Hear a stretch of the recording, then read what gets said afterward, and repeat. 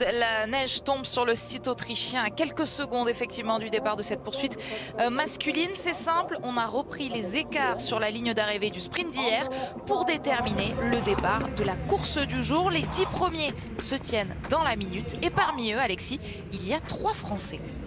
3 Français, on attend beaucoup d'eux. Et puis un petit mot, allez, pourquoi pas pour Oscar Lombardo qu'on a vu hier sur le sprint. Et j'espère qu'il regarde sur le bord de la piste cette poursuite pour en prendre plein les yeux et surtout apprendre pour la suite de sa carrière. Simon Détieux, dossard 43, il va s'élancer avec 2 minutes 02 de départ sur cet homme, Johannes Dalle, 23 ans à peine, et il a signé hier son premier podium et mieux que ça, sa toute première victoire en carrière. Et vous l'aviez qualifié hier, Alexis, d'extraterrestre sur la course du jour. Oui, vraiment sur les temps de ski, c'est lui qui a été le plus fort. C'est pas Johannes qui a gagné, mais finalement c'est Johannes quand même qui a gagné. Donc c'est pas celui qu'on a l'habitude de voir, Johannes Bö, qui était lui moins bien que d'habitude. Il reste toujours très rapide à ski, mais il était moins bien que les temps de référence qu'il nous donne d'habitude. Par contre, Johannes Dalle l'a bien remplacé à ce petit jeu-là, et c'est lui qui a un petit peu fait la différence, on pourrait dire un petit peu éclaté tout le monde au niveau des temps de ski en collant au deuxième temps de ski 16 secondes.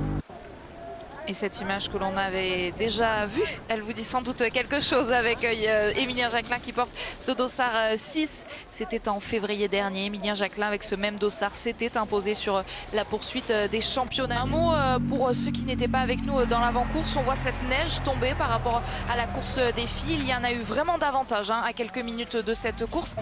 C'est une situation qui est nouvelle pour Johannes Dalle. Première fois qu'il se retrouve en tête comme ça d'une poursuite sur le premier tir. Ça va être intéressant de voir comment il gère tout cela.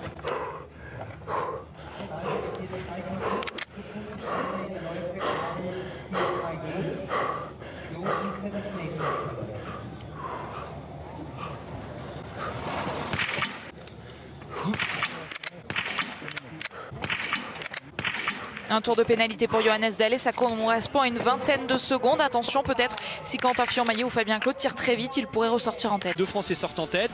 Samuelsson est toujours là et justement on va voir où elle tape ses balles. Celles-là sont... Ouais, là il y a du très très haut niveau. Ça tape dans le coucher. Pour l'instant tout est dans le coucher. Et la dernière est dans le coucher aussi. Donc voilà, rien à dire. Quentin là est vraiment impressionnant sur ce tir.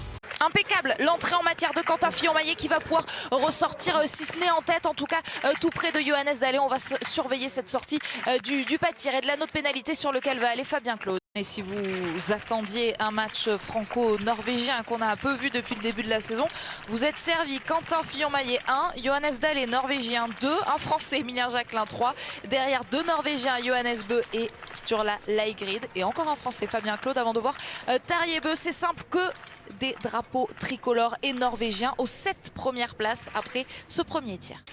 Attention, la chute de Sebastian Samuelsson. Effectivement, vous l'avez bien vu Anne-Sophie, et c'était déjà limite pour certains coureurs qui sont passés avant.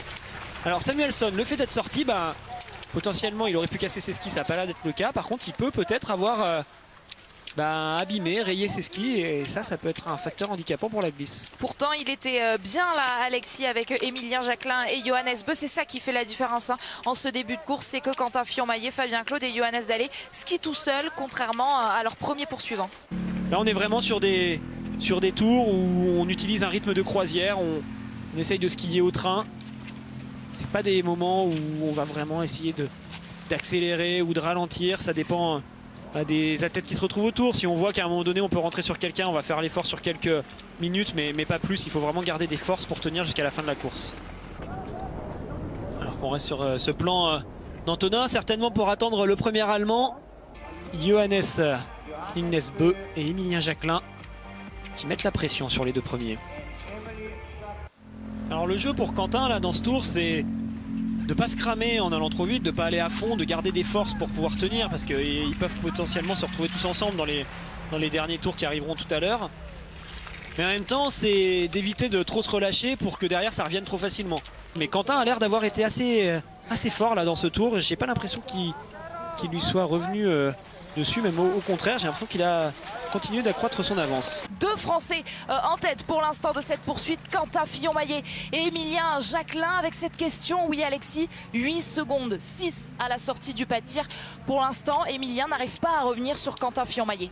Il est déposé par Fabien Claude en haut de cette montée. Fabien Claude qui est en ligne de mire Johannes Beu, mais on va d'abord se concentrer sur un autre Français, Quentin Fillon-Maillet, qui va signer la première victoire de sa saison, la 4e victoire de sa carrière, et une nouvelle fois sur ses courses en confrontation qu'il aime tant. Il l'a dit, son objectif cette saison, c'est la victoire finale, la victoire au classement général, ce gros globe de cristal. Une petite étape pour se mettre en jambe à Kontiolahti, et ça y est, il est là, le point rageur de Quentin Fillon-Maillet pour sa première victoire de la saison. Impérial, aujourd'hui rien d'autre à dire, impérial, Quentin. Aucune faille, bravo. Les Français sont de retour sur cette étape à Orfilsen. On s'est fait peur à Kontiolahti. Mais ça y est, il montre qu'ils seront là, et ce duel France-Norvège, on va l'avoir.